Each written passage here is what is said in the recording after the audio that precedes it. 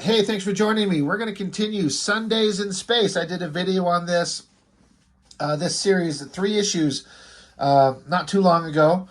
And our creative team, Dan Goodwin, if I understand it correctly, he is the kind of creator, writer, everything. Giovanna Plata, again, I hope I'm saying the name correctly, on colors, and special guest Paco Rodriguez on the back cover. But Dan Goodwin, he's a viewer of the channel and become a kind of a good friend, someone that we talk back and forth on. He comments, he joins the live streams, and he makes these books. And he got me the hookup on these so I could read them, the first 3 that we did. And this is his most recent one. So it's taking me a minute to get to these. The holidays and everything always kind of back me up. And then the problem is a lot of times I'll do books on my channel that I've usually have read, and so I could kind of just sit down, kind of flip through it. I'm like, okay, I remember, and plop it open and go. And then for when I get some of these independent books, I need to sit down and read them and take it in so I can kind of make sure I can speak on it. So it's just everything kind of delays it. So anyway, Dan, I guess I'm just going on about this, just kind of yapping about why it's kind of taken me a minute to get to it. But I had a good time going through the first 3 on the channel, and I think my recollection is that there seemed to be a lot of positive feedback. People liked the art style, the look, the colors. I know I do. I don't know how to put it. It feels like an animated show, and I like it. This bouncy, fun, like lettering that's enjoyable to look at. It's detailed in this like neat, cartoony kind of technological look. It's really interesting. I like it. It's very different, and I think a lot of people would kind of be drawn to this because it's very much out of the norm of like standard superhero comic stuff. It's like fun, adventurous things.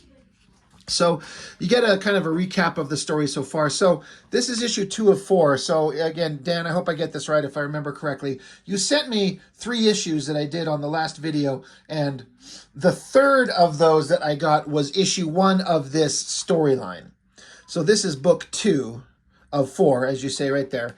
And so there's a recap going on of these adventures that these characters are going on. Now I'm going to have a link to, where you can find Dan Goodwin.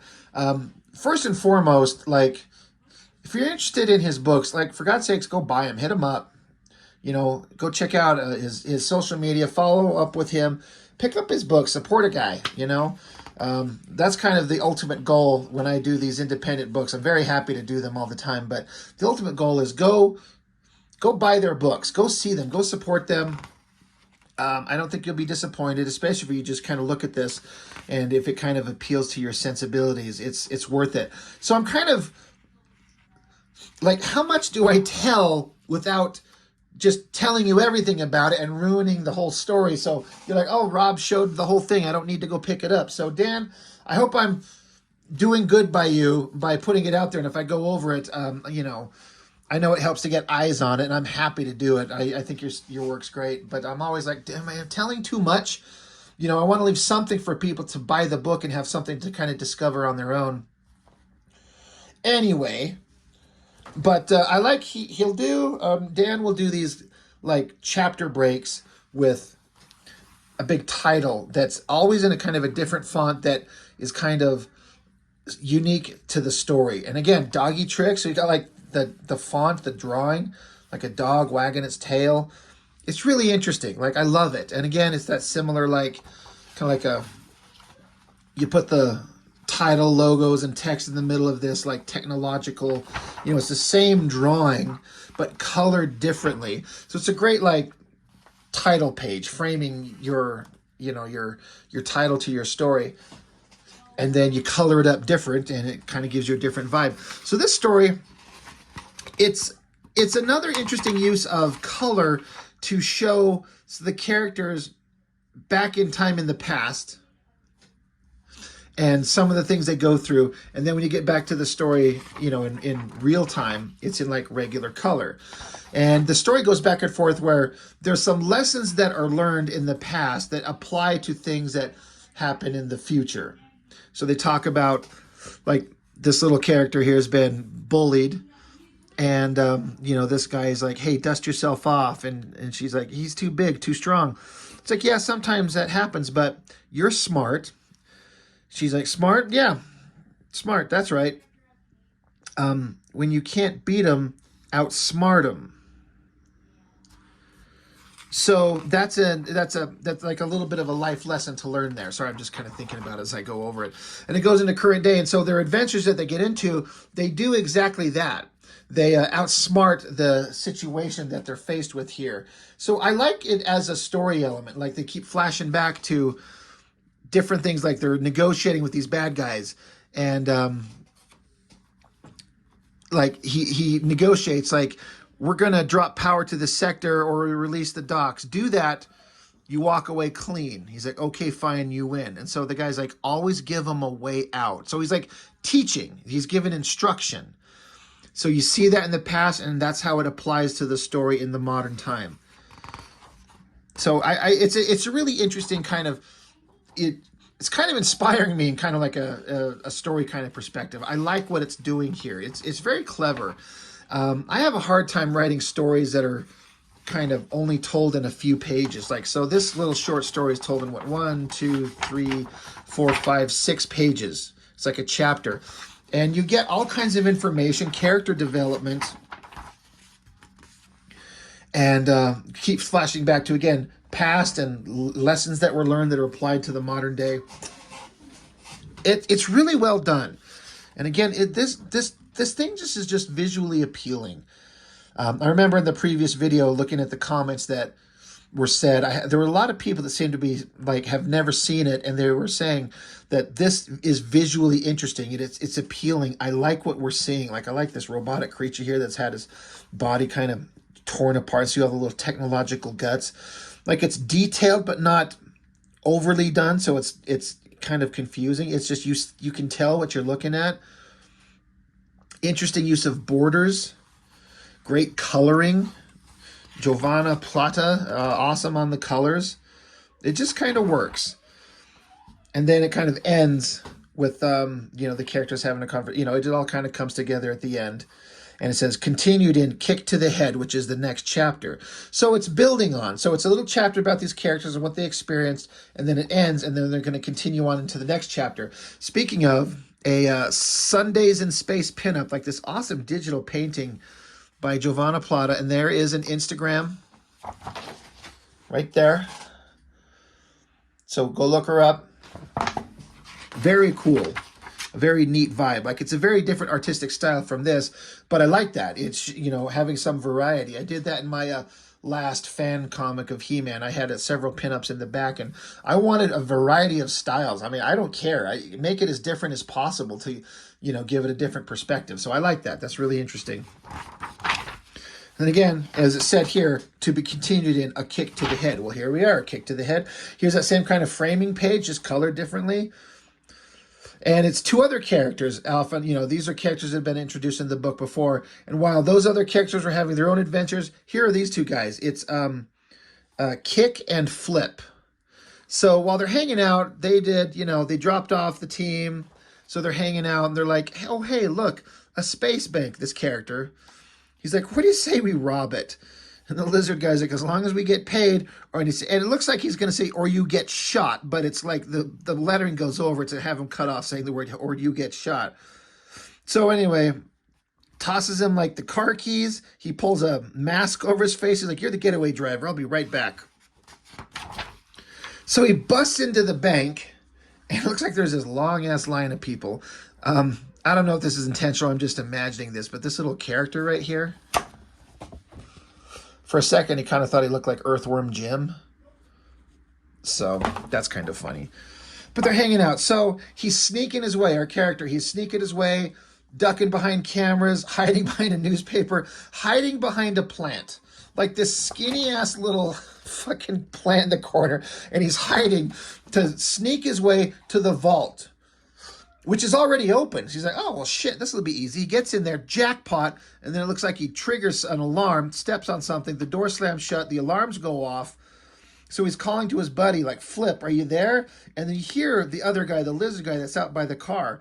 this is his communication. It's like, oh, thanks. I like your scales too, which leads me to go like, oh my God, he's flirting with some chick or something like that when he should be paying attention.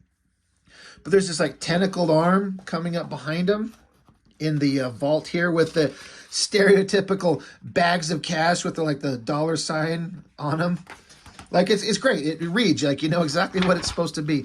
And then there's this character that shows up. Now I'm sorry, it's been a minute since I looked at the other books. I can't remember if this character's shown up in the books before. I'm trying to remember. I do apologize, but here's this crazy, wacky design of like octopus tentacles with leather belt straps and technological stuff all over it. But you know, they know each other, and this is like, well, what are you doing here? And then our character's like, I figured this was an easy score. It's the chief, they call him. Well, he's saying, well, it was not anymore. So they could tell that the security is trying to bust through the vault to come in here and get these guys. So they got to get out of there. So this guy's like, well, I was just going to teleport. What about you? And he's like he didn't have an out. So it's like, no teleporter, huh?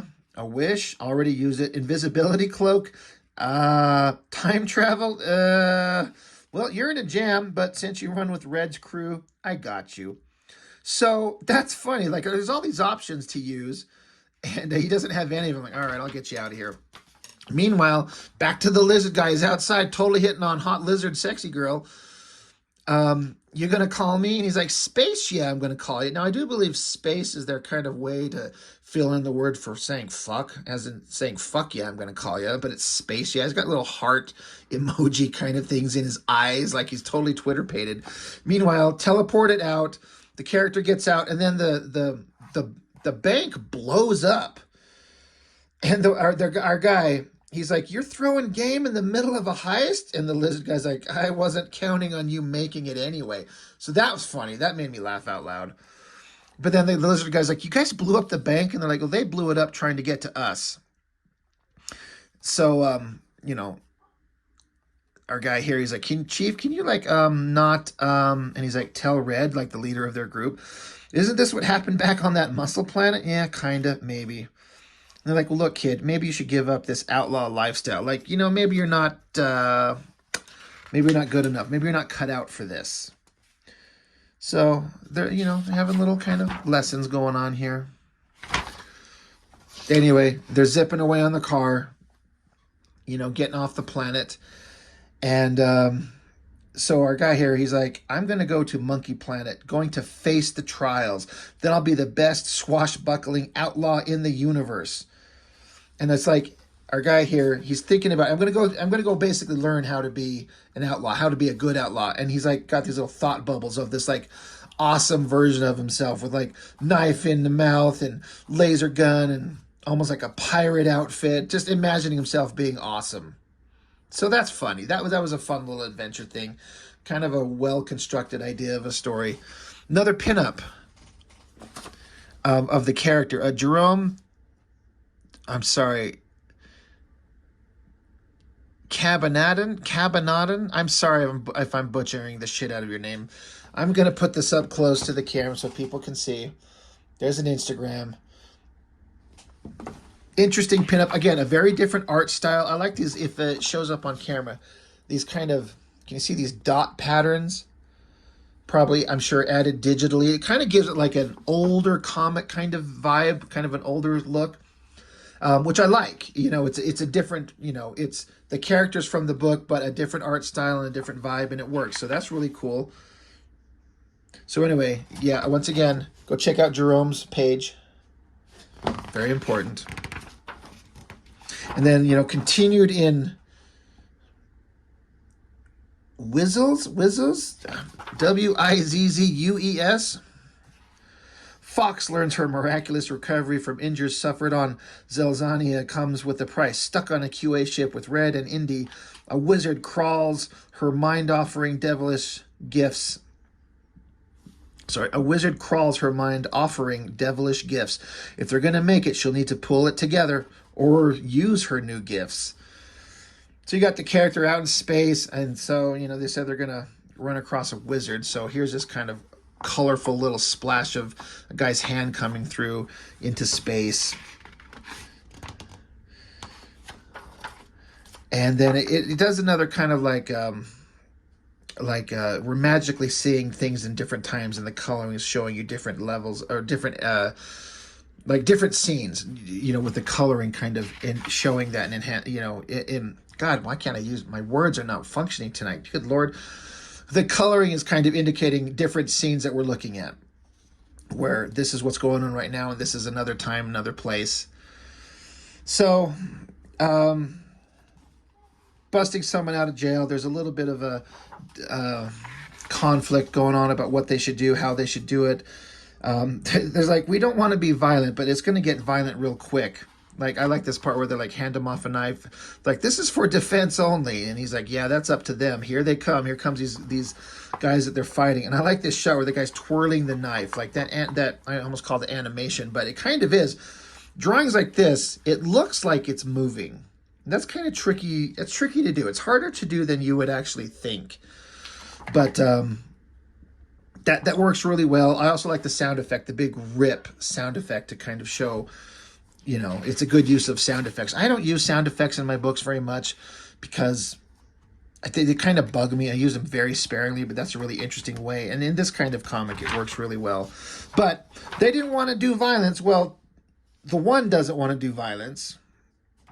But then suddenly there's horrific acts of violence all over the place. Blood and guts everywhere. And again, I love the borders. It starts out with standard border, but as each scene gets worse, the borders get more and more bloody as it goes on. So that's pretty epic. And they're making a call back to their ship. I need you to start the ship, prep for takeoff, go to the cockpit, click the red button, then the green one with the... And then he goes traveling and smashes into the wall. Don't worry, he'll come through. Come on, Ghost, warp core. You can do it. More shooting, more violence, more gun blasts. Again, great sound effects. And great use of energy. Sorry, I'm just kind of looking at it again. I read this recently, but I'm oh yeah, I'm just looking at all this stuff. But looks like they're gonna, they use magic here. Release a big kind of explosion of magic. Well, to say the least, that is a great explosion. And it looks like it might take out the characters themselves. I love the boom in there and the energy kind of erupting up out of it. Yeah, that's pretty effective. And it leaves you on kind of a big cliffhanger. These characters are trying to fight their way out. How do they get out of there? There's conflict. There's back and forth. Don't do this. We need to do this. They're kind of reveling in the fun of it, the adventure, and then giant explosions. And then, it's continued on into the next book. And then another Sundays in Space pinup by Scott Gerard Ruhl, R-U-H-L.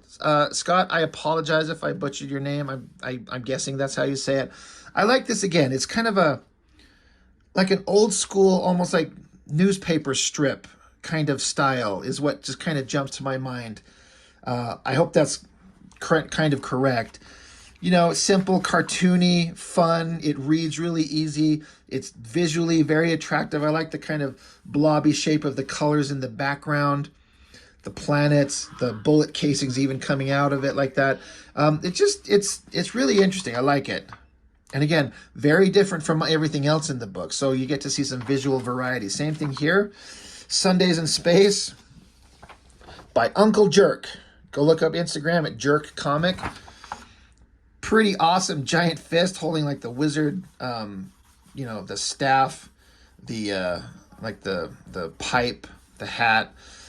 And I like this. What's funny is this stick with this, it looks like, it's a curve of the branches on it. I had a stick that I found as a kid up in the forest one time camping with my parents, and it had a curve of a branch that come up and literally curled around almost in a circle and it went back straight again. And very much like this.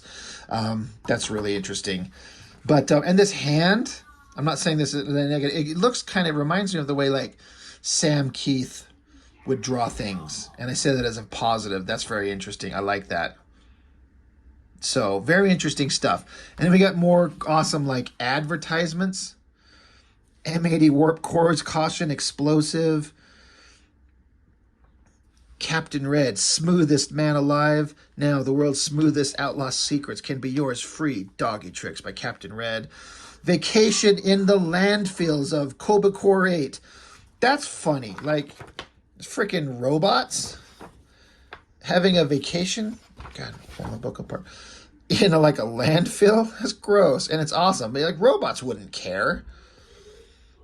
So, and then a great back cover by, I can't remember. I meant to show it off. We mentioned it on the inside. Paco Rodriguez on the back cover. There's his Instagram. Paco Rodriguez _art. Does an awesome back cover. I love this drawing right here of that character. I mean, they're all good. Like the toilet with the little snake thing coming out of it.